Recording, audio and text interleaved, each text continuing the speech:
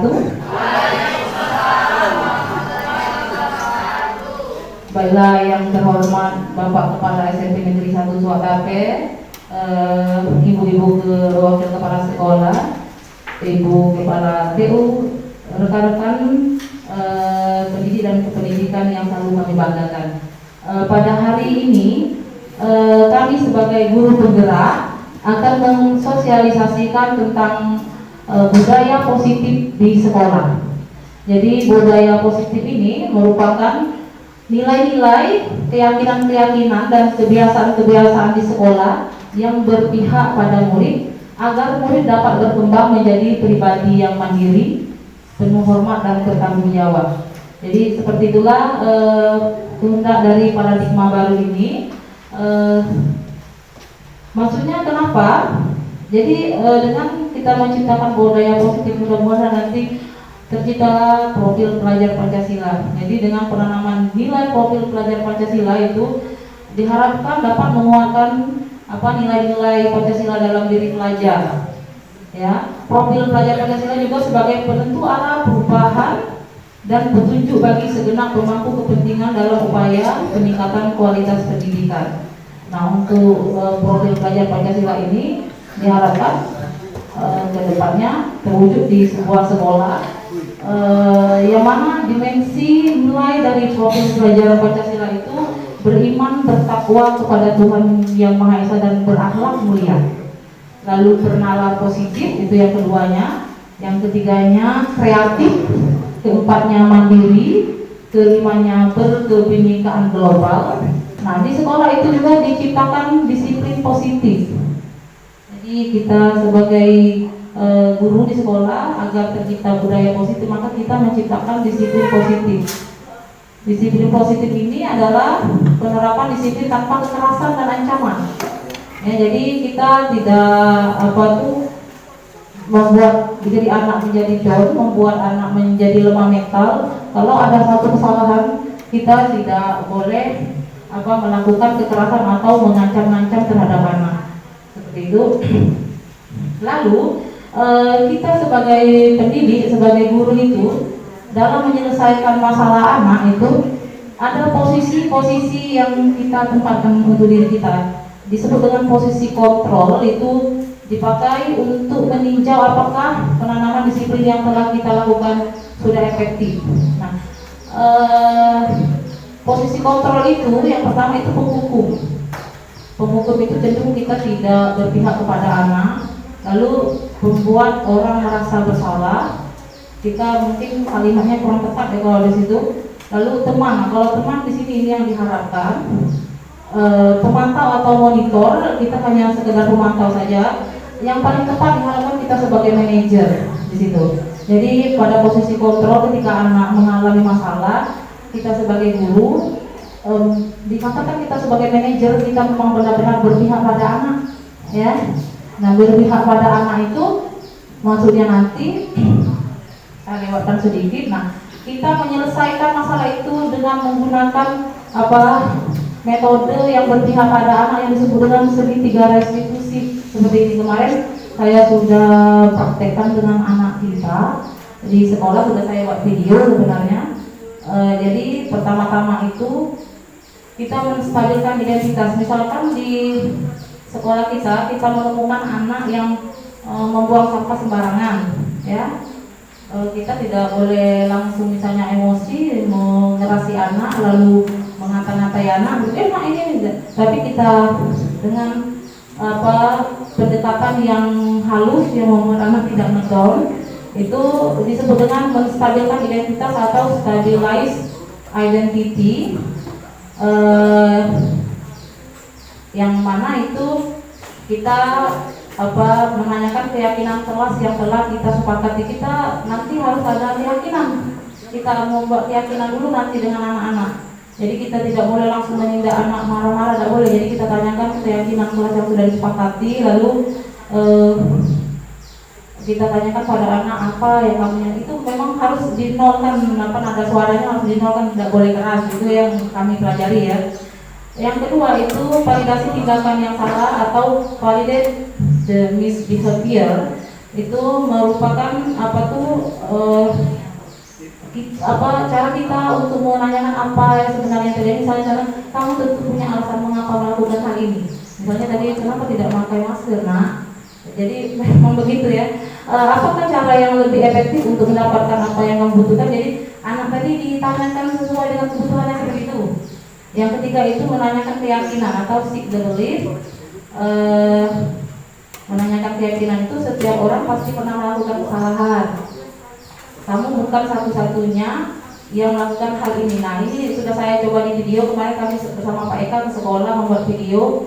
Maksudnya bahwa kita sebagai pendidik atau sebagai guru di sekolah itu berpihak pada anak tadi, ya seperti itu. Jadi cara mengatasi masalah menggunakan segitiga restitusi itu di sini dikatakan segitiga restitusi merupakan proses menciptakan kondisi bagi murid untuk memperbaiki kesalahan mereka sehingga mereka bisa kembali ke kelompok mereka dengan karakter yang lebih kuat. Jadi setelah kita atasi masalah anak tadi, anak tidak ngedon, tapi anak kembali lagi ke kelompok belajar mereka, ke kelompok mereka, dan mereka mendapatkan satu support semangat dari gurunya tadi. Karena gurunya sudah bertindak sebagai manajer, sudah menyelesaikan masalahnya dengan bijaksana, tidak menghukum dan begitu berpihak, sehingga dia tumbuh satu motivasi yang kuat walaupun dia melakukan kesalahan, tapi dia tidak merasa terpojok seperti itu. Jadi dia kembali ke kelompok mereka dengan karakter yang lebih kuat, itu seperti itu maksudnya. Walaupun sudah melakukan kesalahan, tapi anak tadi tidak merasa ngedon. Selanjutnya itu, kenapa seperti itu? Karena manusia itu mempunyai kebutuhan dasar. Kebutuhan dasar manusia itu yang pertama kebutuhan untuk hidup, survival, lalu cinta dan kasih sayang. Kan kebutuhan kita sebagai manusia itu seperti itu ya. Kita butuh untuk hidup, kita butuh untuk dicinta, kita juga butuh untuk dikasih sayangi, lalu kita juga butuh freedom atau kebebasan, kita juga butuh fun atau kesenangan, dan kita juga butuh power atau kekuasaan. Jadi begitulah kodrat kita sebagai manusia. Nah, selanjutnya di sini bagaimana kita menerapkan budaya positif ini? Jadi untuk menerapkan budaya positif, kita harus menyepakati keyakinan kelas dengan cara menggali budaya-budaya positif yang telah diterapkan. Ya, setelah terciptanya keyakinan kelas, mengajak siswa untuk mengamalkannya dalam kegiatan di kelas dan di sekolah. Jadi maksudnya adalah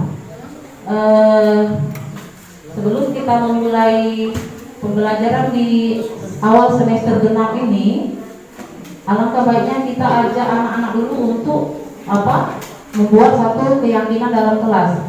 Nah, bagaimana membuat keyakinan dalam kelas itu?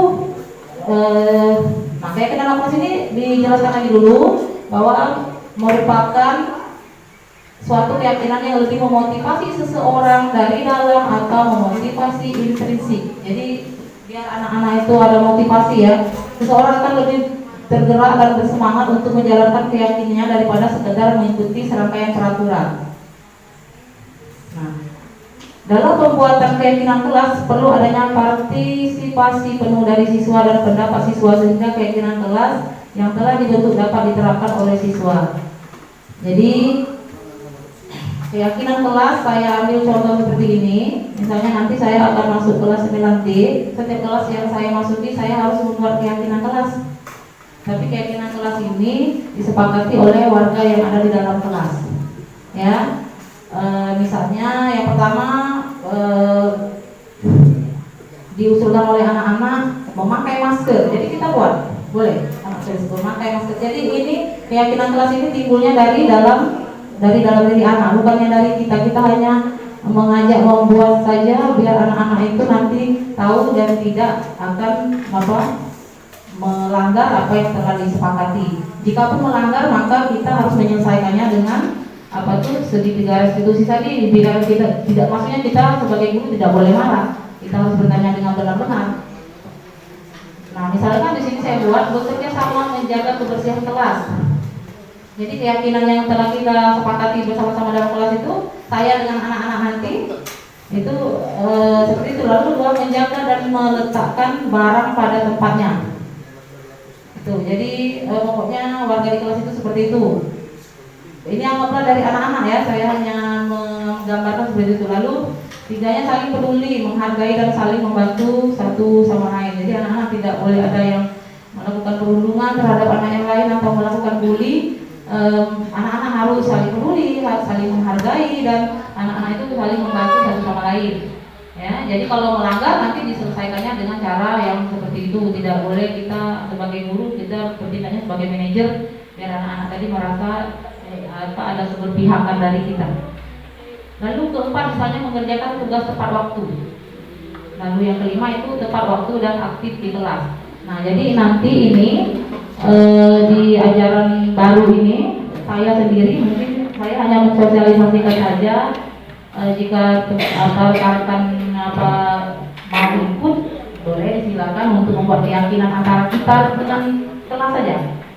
Karena kebutuhannya kita dengan anak-anak di kelas. Tidak ini isinya boleh apapun. Tidak misalnya boleh ribut, tidak boleh keluar masuk ketika belajar. Nah itu terserah. Yang penting kesepakatan kita bersama anak-anak. Jadi diharapkan dengan keyakinan kelas seperti ini kita dapat menumbuhkan budaya positif dan mudah-mudahan anak itu nanti terwujudlah anak-anak yang kita harapkan dia beriman bertakwa kepada Tuhan Yang Maha Esa dan berakhlak mulia. Yang penting anak-anaknya berakhlak mulia terlebih dahulu. Ya, lalu selanjutnya mungkin ada gotong royong dan lain sebagainya, nilai-nilai yang akan dikembangkan dalam profil belajar Pancasila itu.